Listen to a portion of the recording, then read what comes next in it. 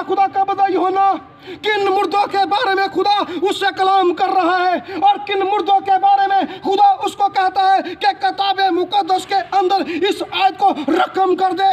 वो कौन से मुर्दे हैं? वो मुर्दे हैं जो यीशु मसीह में अपनी जिंदगी बसर करते हैं। वो लोग हैं जो यीशु मसीह को जीते जी अपना शख्सी निजात दहिंदा कबूल करके अपनी सारी जिंदगी यीशु के कलाम पर, खुदा के कलाम पर अमल करते करते इस दुनिया से बैत मौत की तरह रहलत कर जाते हैं। ऐसे लोगों के बारे में लिखा है, लिख मुबारक है वो मुर्दे जो मसीह यीशु में मरते हैं, क्योंकि वो मरते नहीं बल्कि वो मसीह में हमेशा जिंदा रहते हैं।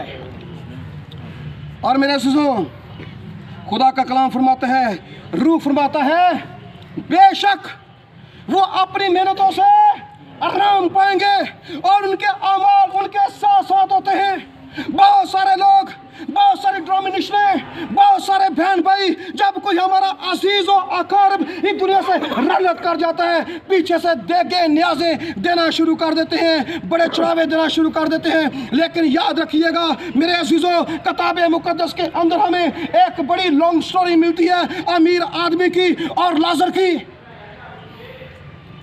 बाप इब्राहिम कहता है, सुन, ना कोई इधर से कोई इधर और ना कोई यहां से कोई उधर आ सकता है। हम लोग पीछे से देखे देना शुरू कर देते हैं।